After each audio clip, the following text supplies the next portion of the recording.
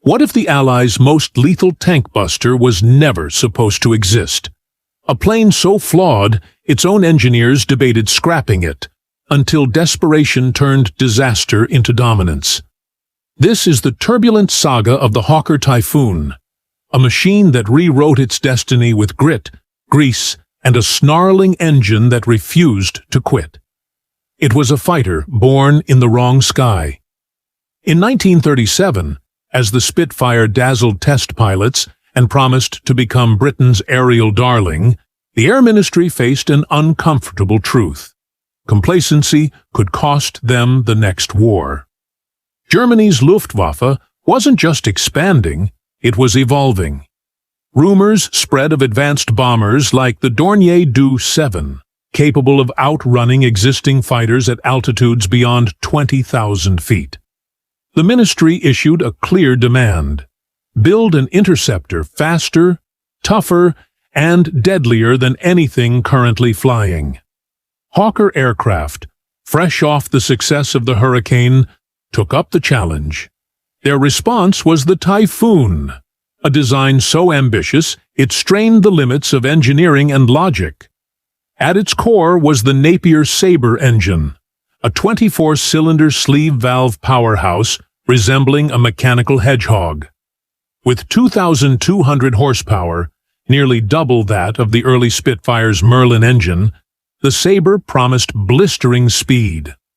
Hawker matched it with thick wings designed to house 4 Hispano 20mm cannons, each capable of tearing through bomber hulls. Led by designer Sidney Cam, the team envisioned a high-altitude Predator. But ambition met harsh reality during the Typhoon's first flight in 1940. Test pilot Philip Lucas quickly uncovered a critical flaw. The thick, straight-edged wings created severe turbulence at altitude, leading to violent vibrations in the tail. At 25,000 feet, the aircraft shook so badly it felt like it would come apart, a condition pilots darkly dubbed the death shudder. The rattling controls and shivering tail didn't break cables, but they brought the airframe dangerously close to failure. High altitudes turned the cockpit into a hazard zone. Rubber canopy seals cracked under pressure, letting in freezing winds. Carbon monoxide leaks were frequent, forcing pilots to rely on oxygen masks even during standard flights. Squadron leader Roland Beaumont and others felt the Typhoon could be as much a threat to them as the enemy. The Sabre engine, though powerful, was a nightmare to maintain. Its intricate sleeve valve system required microscopic precision. Environmental factors like dust or humidity could bring the engine to a halt. Each 40-hour maintenance cycle demanded 1,200 painstaking adjustments, making mechanics feel like they were threading needles under fire. By late 1941, the Typhoon's reputation was in ruins. Structural failures, engine breakdowns, and fatal crashes were alarmingly common. A confidential Air Ministry report labeled it unfit for combat. One Typhoon disintegrated mid-air during a dive test over Farnborough, scattering debris over the countryside.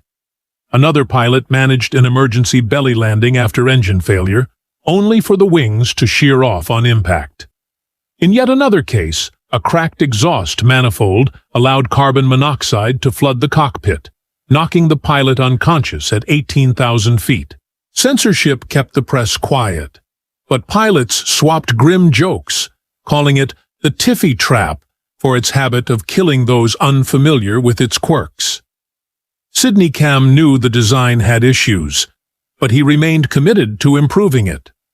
When the Luftwaffe's Focke-Wulf FW-190 outperformed Spitfires at low altitudes in 1942, the RAF had a choice: abandon the Typhoon or redefine its mission. And so began its unexpected transformation from a failed high-altitude interceptor into one of the deadliest ground attack aircraft of the war. Its very existence depended on a radical gamble. What if Britain's worst interceptor could become its most feared ground attacker. With the RAF struggling against the dominance of the Focke-Wulf FW-190 at low altitude, the risks seemed worth it. Engineers at Hawker stripped the Typhoon of its high-altitude gear, removing superchargers and pressurized seals, then reinforced the underbelly with 500 pounds of steel armor. The final touch was the addition of 8 rocket rails mounted under wings already armed with 4 20mm cannons. What emerged was a 10-ton Predator built specifically to hunt tanks. The transformation was both brutal and brilliant. Pilots who had once viewed the Typhoon's quirks with suspicion began to embrace its raw power. Flying at treetop height, the flaws of the Sabre engine became manageable. Its notorious fuel consumption didn't matter on short, aggressive missions, and its deafening roar often unsettled German troops before any rockets even fired. Rocket attacks left trails of destruction, reducing convoys to wreckage and smoldering metal. German soldiers learned to dread the sound of the Typhoon's approach. The airflow through the rocket rails at 400 miles per hour created a rising shriek, a Doppler wail that often triggered panic before the rocket struck. Some Panzer crews abandoned their vehicles at the sound alone. Yet the Typhoon's rebirth came at a cost. Rocket accuracy in the early days was poor, with only about 5% landing within 100 yards of their targets. Pilots had to fly dangerously low, sometimes diving to just 1,500 feet to improve their chances. These attacks required nerves of steel and precise timing. Ground crews worked tirelessly to keep the aircraft in the sky, often improvising with scrap metal to patch damage or repair the exhaust. In August 1944, Typhoons took part in Operation Total Eyes, targeting retreating German forces. Over just 2 days, squadrons flew 294 sorties, firing 2,000 rockets and 80,000 cannon rounds. The result was a 20-mile stretch of destroyed tanks and vehicles. But even at its peak, the Typhoon remained a contradiction. Each mission strained the airframe. Every low-level flight risked bird strikes, flak, or engine failure. The Sabre engine, while powerful, continued to pose dangers. The Napier Sabre was a marvel of over-engineering, a 24-cylinder monster that paired Swiss watch intricacy with a wildly temperamental personality. It used a sleeve valve system rather than conventional poppet valves, promising high performance but demanding extreme precision. Each cylinder contained 2 concentric sleeves that moved up and down with micrometer accuracy, driven by a maze of gears and rods. The engine could generate 2,200 horsepower when it worked. Ground crews quickly discovered how unpredictable the Sabre could be. A single grain of dust could jam a sleeve. Humidity caused condensation in the lower cylinders, leading to hydraulic lock and bent connecting rods. Wartime rationing often meant the wrong lubricant was used, sometimes seizing the entire engine. Maintenance logs from 1943 show that Sabres required constant overhauls, often failing after just a few dozen hours of flight. In contrast, the Merlin engine used in Spitfires proved far more reliable. Pilots had their own set of hazards. The Sabre's updraft carburetor, positioned beneath the engine, sucked in anything in its path. Rain could flood the intake and spike coolant temperatures. Flying low over France meant the engine risked ingesting birds, leaves, or even insects. In one case, a Typhoon from No. 183 Squadron sucked in a seagull during a patrol over the English Channel. The supercharger shredded, the pilot ditched, and the aircraft was lost. The exhaust manifolds were another threat. Known grimly as death pipes, they frequently developed cracks along the welds, leaking carbon monoxide into the cockpit. Pilots experienced headaches, nausea, and blurred vision. Some flew with their canopies open just to breathe, exposing themselves to freezing winds. In February 1944, Flight Sergeant Eric Carter blacked out mid-flight over Belgium. Only his wingman's shouts over the radio jolted him awake in time to pull out of a dive at just 800 feet. But nothing inspired more fear than the engine's most infamous trick, spontaneous combustion. The Typhoon often overheated, and something as minor as a ruptured fuel line or a stress bar failure could ignite massive fires. Pilots frequently faced terrifying moments as engine fires erupted mid-flight, forcing them to react quickly to extinguish the flames and land safely. According to RAF records, engine fires may have contributed to up to 17% of all Typhoon losses, many with tragic outcomes. Attempts to control the Sabre engine bordered on dark comedy. Engineers installed extra cooling flaps, but they warped under heat. Mechanics resorted to lining engine cowls with asbestos, a desperate and dangerous measure that reduced fire risk, but left ground crews coughing blood. Even the Luftwaffe unintentionally contributed to the Sabre's legend. After capturing a downed Typhoon in 1943, German engineers examined the Sabre and dismissed it as too complex to replicate. Despite its flaws, the Sabre had a strange appeal. When it worked, its raw power was exhilarating. Pilots described acceleration so intense it felt like being punched through the seat, and a feral engine growl that reverberated through the skull. But these moments of power were brief, fleeting truces in an ongoing battle between man and machine. For German soldiers crouched in Normandy hedgerows or sitting in Panzer turrets, the Typhoon's arrival wasn't just an airstrike, it was a sensory assault.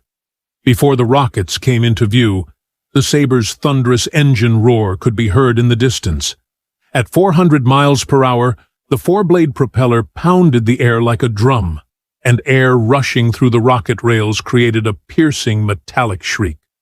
The noise, measured at 110 decibels from 1,000 feet, was not just loud, it was physically painful. Eardrums throbbed, teeth rattled, and many claimed the vibrations could split timber. Allied infantry pinned down for days under mortar fire learned to recognize the Typhoon's unique sound as a sign of salvation. One Welsh guardsman near Caen in 1944 described it as the most reassuring noise imaginable, signaling relief and destruction from above. But the noise cut both ways. Pilots often reported ringing ears and temporary hearing loss after missions. The Sabre's sheer volume even damaged equipment. Radio sets sometimes returned with cracked solder joints and flickering signals due to the relentless vibrations. The psychological impact on enemy forces was immense. A post-war U.S. Army survey found that many German POWs ranked the Typhoon as the most demoralizing Allied aircraft, more feared even than the B-17. One captured officer admitted that its terrifying noise often caused troops to flee in confusion. Engineers later theorized that the Typhoon's approach triggered a primal response in the human brain, the looming effect, where rapidly increasing sound volume sparks fear before conscious thought. Despite this psychological edge, the sound was still a blunt instrument. Pilots couldn't silence it for stealth or amplify it for fear. It simply was. A natural byproduct of raw, uncontrolled power. It turned physics into fear. By 1946, the Typhoon had become obsolete. Jet engines, sleek and silent, had taken center stage. The Gloucester Meteor, Britain's first operational jet fighter, dazzled crowds with its futuristic whine. Politicians hailed it as the symbol of a new age. In contrast, the Typhoon, loud, heavy, and battered, seemed outdated. Of the 3,317 built, more than 80% were scrapped by 1947. Their aluminum was melted down for household goods, and their engines found second lives powering farm machinery. A few Typhoons lingered in RAF storage yards, forgotten and slowly corroding in the rain. For veterans, this felt like betrayal. Many pilots who owed their lives to the Typhoon's brute strength campaigned to see one preserved in a museum, only to be told it lacked the aesthetic appeal of the Spitfire. The Spitfire's graceful curves earned it a place in history books and memorials. The Typhoon's angular utilitarian design was left in the shadows. Squadron leader Desmond Scott later wrote of his frustration that the Typhoon's critical role in the war had been overshadowed. It had delivered destruction where it mattered most, on the ground, yet earned only a footnote in history. A few survivors did manage to avoid the scrapyard. Farmers in Yorkshire converted drop tanks into chicken feeders, while a London brewery turned Typhoon wing tanks into fermentation vats. Only 7 complete Typhoons were saved, mostly hidden away by devoted ex-mechanics or overlooked by scrap crews who had more whiskey than attention to detail. Recognition eventually came, quietly and belatedly. One of the last surviving Typhoons, serial number MN235, spent decades as an instructional airframe in Canada before being acquired and restored by the RAF Museum in the early 1990s. It now stands as a testament to the power and resilience of a plane built not for beauty, but for low-altitude chaos.